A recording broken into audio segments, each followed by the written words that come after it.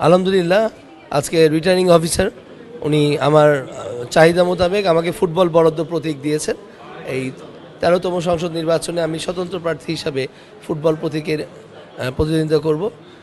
আমি দলীয় মনোনয়ন চেয়েছিলাম স্বাভাবিক কারণেই এলাকাবাসীর তুমুল দাবির প্রেক্ষিতে এবং তাদের আশা আকাঙ্ক্ষার প্রতিফলন তারা আমার ভিতর আগামীতে দেখতে চাচ্ছেন বিধায় তাদের দাবি উপেক্ষা না করে আমি স্বতন্ত্র নির্বাচন করছি। কেননা এই মিরপুরে আমার বেড়ে ওঠা, মিরপুরে আমার জন্ম, আমরা মিরপুরেই সন্তান। আমার বাবা মরহুম এস এ খালেক 5 বার সংসদ সদস্য ছিলেন এই এলাকার জনমানুষের কল্যাণের জন্য। আমি বিগত 17টি বছর এলাকাবাসীর পাশে, নেতাকর্মীর পাশে ঐক্যবদ্ধ সংগঠিত করে তাদের দুর্দিনে পাশে ছিলাম বিধায় এলাকাবাসীর দাবি হচ্ছে আগামীতে দলমত নির্বিশেষে দলমতের উপরে ঊর্ধ্বে উঠে তারা আমাকে তাদের প্রতিনিধি হিসেবে আগামী সংসদে দেখতে চাচ্ছে। তো আমি মনে করি মিরপুরকে যদি আমরা সবাই মিলে একটি পরিবারের মতো একটি বাসযোগ্য মিরপুর হিসাবে গড়ে তুলতে চাই, সেই ক্ষেত্রে দলমত নির্বিশেষে আমি মিরপুরের ছেলে হিসেবে আমার যে দায়বদ্ধতা, আমার যে নিজস্ব অবদান এলাকার প্রতি, এলাকার গণমানুষের প্রতি এবং আমার পরিবারের, বিশেষ করে আমার শ্রদ্ধেয় মরহুম বাবা এস এ খালেক সাহেবের যে অবদান এলাকায়, সেটি বিবেচনা করে এলাকাবাসী আমাকে নির্বাচিত করবেন এবং তাহলেই আগামীতে একটি আদর্শ মিরপুর আমি উপহার দিতে পারব।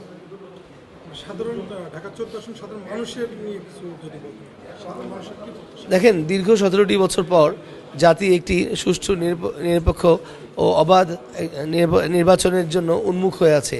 তারা ভোটাধিকার প্রয়োগ করতে পারেনি এবং এবার যারা প্রথম ভোটার হচ্ছেন তারাও যেমন উন্মুখ হয়ে আছেন কিভাবে তাদের ভোটের অধিকারটা প্রয়োগ করবেন।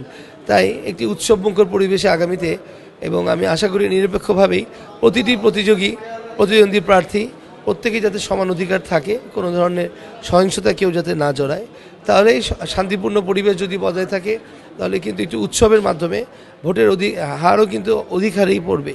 তা আমি মনে করি জনগণ যেহেতু এই নির্বাচনের মাধ্যমে বাংলাদেশকে এগিয়ে নেওয়ার জন্য একটি নির্বাচিত গণতান্ত্রিক সরকার দেশের অর্থনীতিকে সমৃদ্ধ করে সামনের দিকে এগিয়ে যাবে, যে অর্থনীতির যে ধ্বংসস্তূপের উপর দাঁড়িয়ে আছে 17টি বছরের বিভিন্ন অনাচার অনিয়মের জন্য, সেখান থেকে এই আমাদের 5ই আগস্টে যারা জুলাই যোদ্ধা যারা আত্মত্যাগ করেছেন, যে ছাত্র জনতা তাদের প্রাণ বিসর্জন দিয়েছেন, সেই প্রাণের উপরে অর্জিত এই দ্বিতীয় বাংলাদেশ, আমি মনে করি আমাদের প্রত্যেকের দায়িত্ব আছে সঠিক নেতৃত্ব নির্বাচন করা। কেননা সঠিক নেতৃত্বই সেই জুলাই যোদ্ধাদের বিসর্জনের যে আকাঙ্ক্ষা, তাদের আত্মার প্রতি যেমন সম্মান দেখাতে পারবে, তেমনি আমরা এই বাংলাদেশ বিনির্মাণে সেই ধরনের নেতৃত্বই দরকার। প্রতিটি এলাকাতেই তার জনপ্রতিনিধির মাধ্যমেই কিন্তু সেই জুলাই সনদ বলেন, তাদের যে আত্মত্যাগ, এগুলো সবই বাস্তবায়ন আমরা করে বাংলাদেশকে উন্নতির শিখরে পুরো সারা বিশ্বে কিন্তু নিয়ে যেতে পারবো। এই জন্যই আমি মনে করছি এলাকাবাসী হিসাবে আমার যে দায়বদ্ধতা, আমার এতদিনে দীর্ঘ 33 বছর আমি ঢাকা 14 আসনের রাজনীতিটা শুধু জনকল্যাণ এবং সমাজ কল্যাণে জড়িত।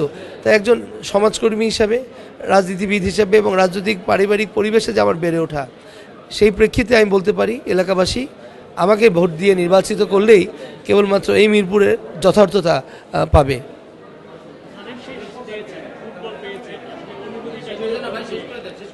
অনুমতি অত্যন্ত ভালো, কেননা সামনে বিশ্বকাপ ফুটবল আছে এবং ফুটবল হচ্ছে বাংলাদেশের একমাত্র জনপ্রিয়, সবচাইতে জনপ্রিয় খেলা। তাই তরুণ থেকে শুরু করে আবার বৃদ্ধ বনিতা সবার ভিতর যে উন্মাদনা, সেই উন্মাদনাই কিন্তু নির্বাচনের মাঠে এই ঢাকা মহানগরে আমার জানা মতো আরও 4 জন স্বতন্ত্র প্রার্থী ফুটবল। তো ফুটবলের জোয়ারেই কিন্তু আমি আশা করছি আগামীতে ভোটের মাঠে একটি নতুন ইতিহাস সৃষ্টি হবে।